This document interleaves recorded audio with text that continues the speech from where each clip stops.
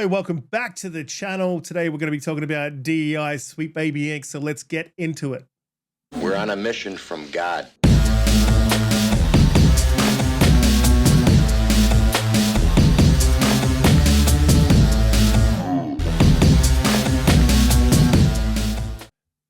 So sometime back, there was some controversy around a small studio that is a contractor that helps with diversity, equity, and inclusion. That consultancy firm is called Sweet Baby Inc.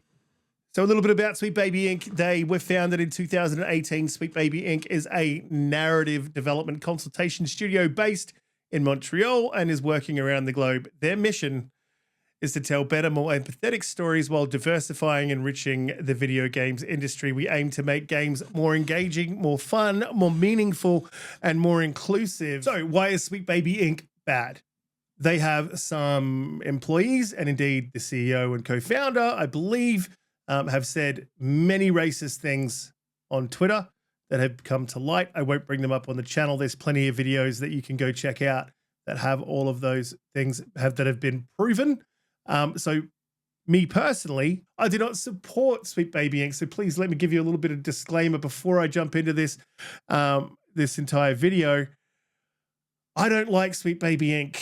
I don't like a lot of what the workers have espoused online. I don't like some of the racism I've seen come out of that camp. I disagree with a lot of the points of view that they have. Also, I just can't really reconcile a consultancy firm in Montreal with 13 people can bring true DEI throughout gaming. Now, I know they're probably not trying to work with every single game and make diversity and inclusion a thing in every single game, but I just don't, it doesn't sit well with me that 13 people that aren't really diverse themselves can bring diversity, equity, and inclusion. For instance, do they have an Australian? Do they have an Iranian? Is there a Swedish guy there? Do they have an Egyptian? I don't think you can bring true DEI to games with a consultancy. But that said, it's not a bad thing that someone's trying to do this. This is not a bad thing inherently. I think the people that work at Sweet Baby may not be the people to do the job. I don't know what their qualifications are, but I don't feel like, based on what I've seen out of Sweet Baby, both on Twitter and within the games that they've worked on, that I believe they've had an effect. Because let's be honest, we don't actually know what they've done in each game individually. They do point that out on each game on their site. But if you take it into, hey, did they write this line that I'm not comfortable with? We don't know that. So what I'm saying is, it's very important that we do have this happening within the industry. It's something that's needed. Maybe Sweet Baby aren't the people for the job. And that's fine if you believe that. I believe it's a little bit smooth-brained to be going and boycotting any and every single game that they worked on. I don't really have a problem with people doing that. It's the intent and the reasons that they do it for that would bother me and why I'm speaking out. Now, I don't have a problem with you curating a page that has every single Sweet Baby Inc. game on it either. And I don't believe that that's inherently racist by itself. What I do have a problem with is how people use that page. And I think if you're curating that page, you have a hand in that and you are responsible in some small way for what it is that your users do. And I think we've seen a lot of racists. This movement has been hijacked by a lot of racists. As the curator of Sweet Baby Inc. detected would know, I feel like you've got a responsibility to sort of look at each game on a case-by-case basis, because you could be doing serious damage to a fledgling studio that's doing something good. It's doing something that you have asked for. However, this all kicked off again with a game release called Zao Tales of Kera. It's by Surgeon Studios. They're a small fledgling studio. This is their first game. Surgeon Studios is more than just a production house. It's a creative vehicle for powerful stories across various media, from film, TV to games, podcasts, and beyond. We're telling stories the way we want them to be told, starting with a rich story world from which individual narratives can radiate in the medium and the platform that suit them best. Nothing I see there that's an issue. Tales of Kera, the game itself, is about a grieving boy who begins to read a Bantu tale written by his late father. It's an adventure into the lands of Kenzera as Zhao, a young shaman who bargains with the god of death to bring back his Baba from darkness. With your cosmic powers and untried courage, you advance into unknown mythical lands. Nothing wrong there. The creator and founder of certain studios is a man called Baka Salim, and I hope I got his name right.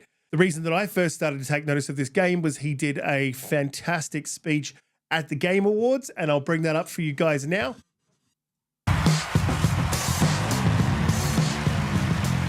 Hello, I'm Baka Salim. I'm mainly known for my acting work in Raised by Wolves and Assassin's Creed Origins. But that is not why I'm here. Oh, okay. Sorry, no, this is crazy, man. I mean, I remember watching the Game Awards when I was younger, so being up here now is like,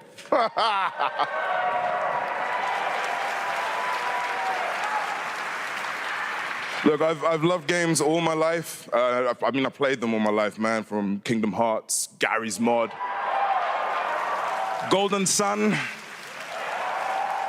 And it started with my dad, right? He got me into them. He understood, that games are an art form. It's a great space to enjoy and escape from the reality of the world. And he passed away a while back, and I'll tell you what, I'm still figuring it out.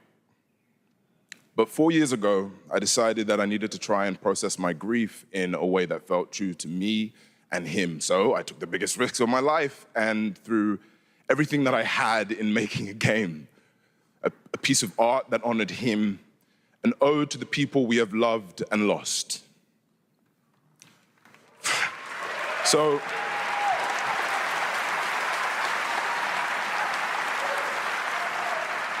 the reason I'm here tonight is because with the love and support of a lot of people here, I'm gonna take another big risk and I'm gonna show you what we've been building. I'm gonna offer you this game, a game from my old man. I hope you like it. The reason I wanted to play that clip for you guys is so you can get a little bit of a look inside the brain of the man who created this game, where he's coming from, what this game means to him.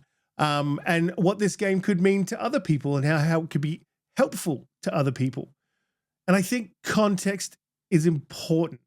And now that we've got some context, what's the problem with this game then?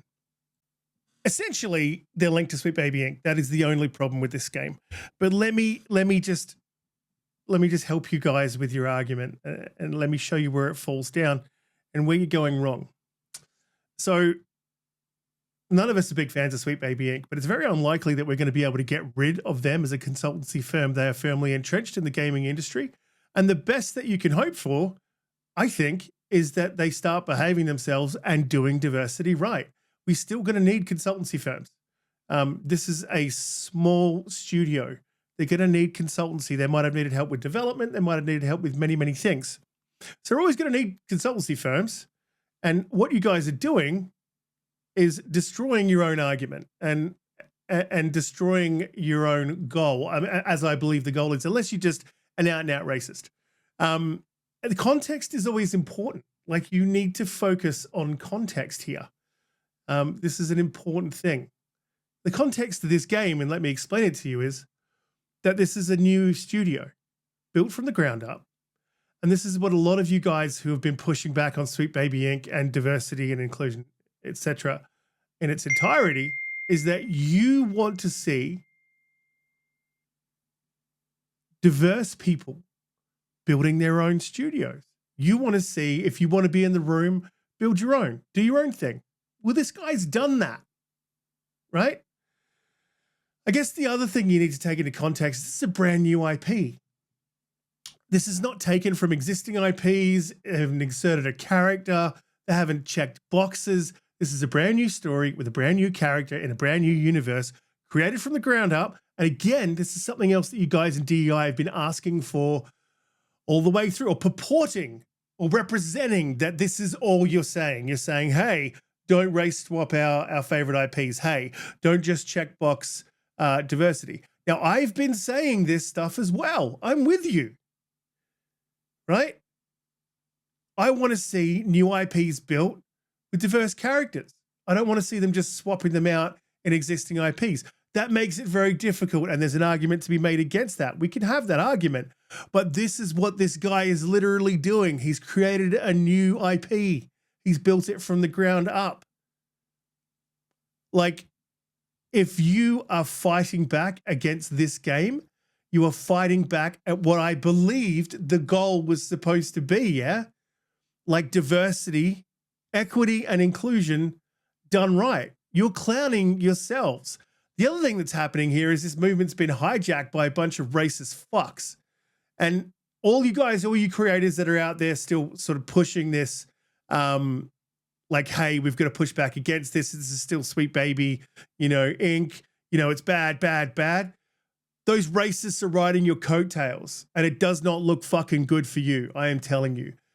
Start to use a little bit of context, you know, have a little bit of critical thinking. This is the goal, man. It's happening in front of your eyes, and you're fucking attacking it. It's stupidity of the highest order, or it's racism of the highest order, or you're grifting. That is one of the three options you have if you have a fucking problem with this game. You guys need to pull your heads out of your asses, start using your brains, right?